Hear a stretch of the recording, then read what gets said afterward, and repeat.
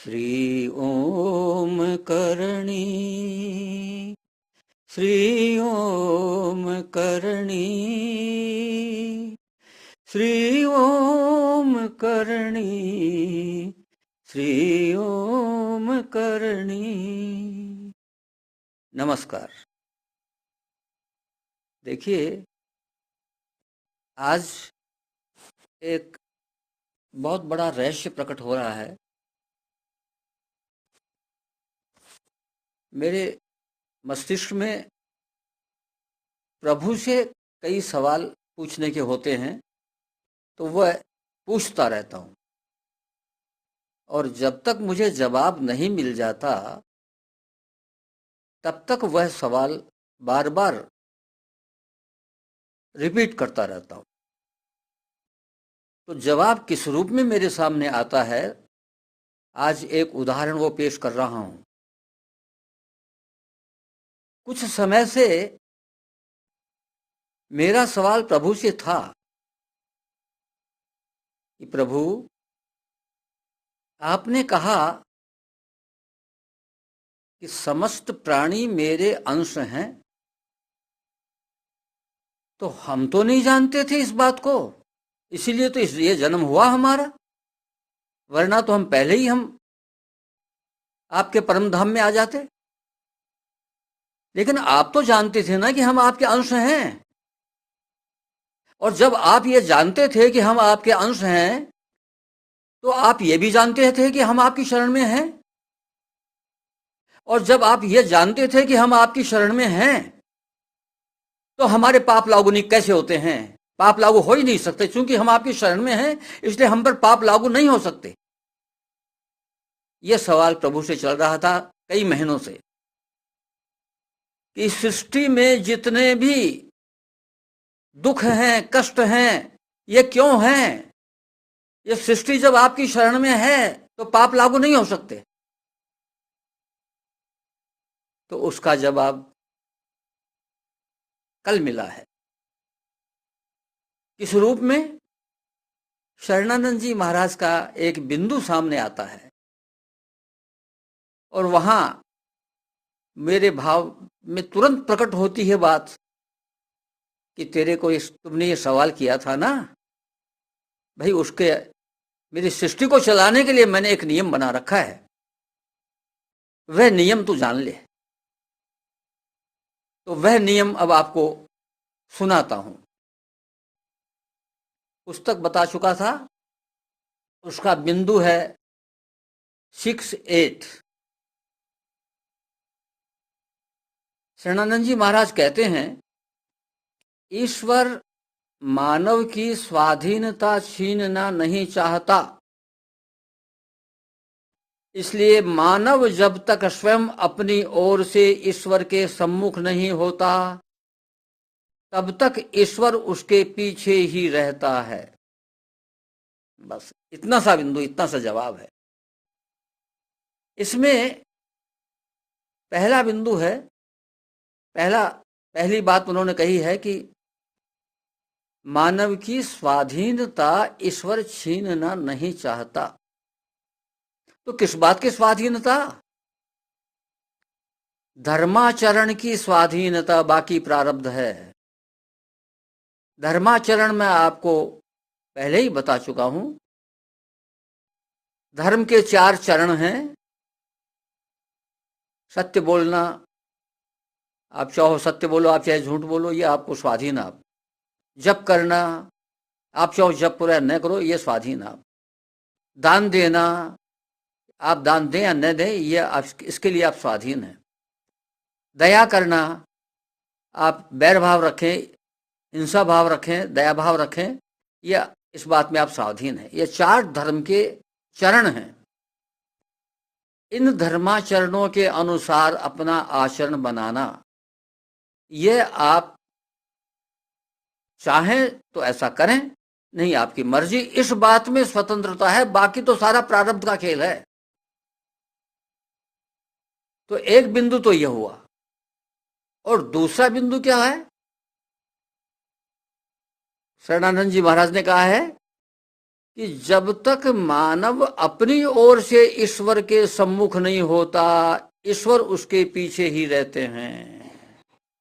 यानी भगवान ने अपने आप को पीछे रहने का मतलब छिपा रखा है। तो वो प्रकट हो, वो सामने आवे, इसके लिए पहल हमको करनी पड़ेगी। ये आपको पहले भी बताया जा चुका कि भाई भगवान की सनातन ऑफर है कि तू मेरा अंश है, लेकिन कॉन्ट्रैक्ट कंप्लीट तब होगा जब उस ऑफर को आप एक्सेप्ट कर लो। ऑफर एक्सेप्ट करोगे तो सम्मुख अपने आप ही हो गए। तो हमारा आचरण उस दिशा में सही चल रहा है, प्रभु के सम्मुख हम अपने आप आ रहे हैं, प्रभु हमारे सम्मुख आ रहे हैं। जब हम प्रभु के सम्मुख होते हैं तो प्रभु तो अपने आप सम्मुख होते ही हैं, पहले से उधर सम्मुख ही हैं वो तो। और इस संबंध में भगवान ने ऐसा नियम क्यों बनाया? तुलसीदास जी की महाराज की मानस की एक चौपाई में जाइए, कहते हैं सन्मुख होई जीव मोहि जब ही, कोटि जन्म अग नासई तब ही। कि जैसे ही जीव मेरे सामने होगा उसके जन्म जन्मांतर के, कोटि माने 1 करोड़ नहीं है यहां, जन्म जन्मांतर के पाप नष्ट हो जाएंगे। इसलिए मैं छिपा रहता हूं, पीछे रहता हूं।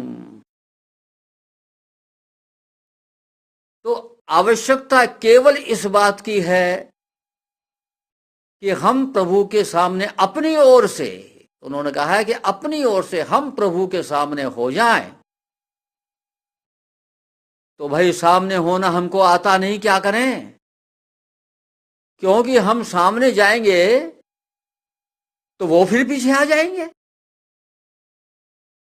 फिर हम अबाउट टर्न होंगे तो वो फिर पीछे आ जाएंगे। तो इसलिए आपको कहीं आना जाना नहीं है, केवल प्रभु को प्रकट करना है, अनुभव में प्रकट करना है, माया रूप में नहीं, अनुभव में प्रकट करना है। फिर तुलसीदास जी की चौपाई पर जाइए, हरि व्यापक सर्वत्र समाना, प्रेम से प्रकट होय मैं जाना। सब जगह हरि व्यापक हैं। कबूतर फुदक रहा है, कौवा फुदक रहा है, चिड़िया चह चह कर रही हैं, कुत्ता रोटी खा रहा है, आप खिला रहे हैं, गाय माता है। जहां नजर डालो सब जगह प्रभु का चेतन तत्व नजर आएगा, अनुभव में आएगा, क्योंकि वो अनुभव की ही चीज है, माया रूप में प्रकट नहीं हो सकता। लट्टू जल रहा है, पंखा चल रहा है, हीटर चल रहा है, कूलर चल रहा है, तो करंट जो है वो आपको अनुभव में ही नजर आएगा। बिना करंट के ये कुछ नहीं चल सकते। करंट नजर नहीं आएगा, तार नजर आ जाएगा, लेकिन उसमें जो करंट बह रहा है वो करंट नजर नहीं आएगा, अनुभव में ही आएगा। तो इस अनुभव को जैसा ही आपने पक्का कर लिया, समझ तो लिया आपने, अब व्यवहार में समय समय पर देखते भी रहिए। जब भी आंख संसार की तरफ जाए तो देखिए कि यहाँ प्रभु क्या कर रहे हैं, यहाँ प्रभु क्या कर रहे हैं, यहाँ प्रभु क्या कर रहे हैं। प्लेटफार्म पर चले गए, रेलवे प्लेटफार्म पर, कि देखा अच्छा यहाँ प्रभु चाय पी रहे हैं, यहाँ प्रभु प्याऊ पर पानी पी रहे हैं, यहाँ बोतल में पानी भर रहे हैं, और यहाँ सिगरेट पी रहे हैं। अरे भाई, सार्वजनिक जगह पर सिगरेट पीना बंद है, लेकिन फिर भी कोई कोई महारथी मिल जाता है ऐसा। तो आप ये देखिए, सब जगह प्रभु को अनुभव करने का अभ्यास कर लीजिए तो प्रभु सामने ही हैं। प्रभु को यदि आप मुड़ मुड़ करके देखोगे, ये पीछे होगे, तो वो तो पीछे जाते रहेंगे आपके, क्योंकि उनकी पीछे पड़ने की आदत है, वो पीछे ही रहते हैं, यानी छिपे रहते हैं वो। तो केवल प्रभु को प्रकट करने के लिए इस अनुभव को बार बार याद करते रहना है, बस इसी से अपना काम हो जाएगा। तो ये इस प्रकार से मेरे सवाल का जवाब प्रभु ने दिया, और ऐसे ही मेरे पास में जवाब आते रहे हैं। कई सवाल कई बार मैं कई तरह के करता रहा हूं, और सब सवालों के जवाब ऐसे सटीक आए हैं कि तबीयत खुश हो जाए, आनंद आ जाए, आपको पता लग जाए कि ये प्रभु तेरी उस सवाल का जवाब दे रहे हैं, ये माँ उस सवाल का जवाब दे रही है। तो इस प्रकार से भाई आप लोग सब जगह प्रभु को अनुभव करने की आदत डाल लीजिए। तो गीता का एक श्लोक बता चुका आपको, यो माम पश्यति सर्वत्र सर्वं च मे पश्यति तस्याहं न प्रणश्यामि स च मे न प्रणश्यति। जो सब जगह मेरे को देखता है, सबको मुझ में देखता है, हम दोनों एक दूसरे की आंखों से ओझल नहीं होते। यानी हम दोनों एक दूसरे को सामने रहते हैं। यानी इस श्लोक में भगवान ने चाबी भर दी सामने आने की। क्या? यो माम पश्यति सर्वत्र सर्वं च मे पश्यति तस्याहं न प्रणश्यामि स च मे न प्रणश्यति। जो सबको मुझ में देखता है और सब जगह मुझे देखता है, हम दोनों एक दूसरे के सामने रहते हैं। न वो मेरी आंख से ओझल होता है, न मैं उसकी आंख से ओझल होता हूं। तो यहां चाबी है कि प्रभु के सामने कैसे हो, ये चाबी है। आज बस इतना ही। नमस्कार।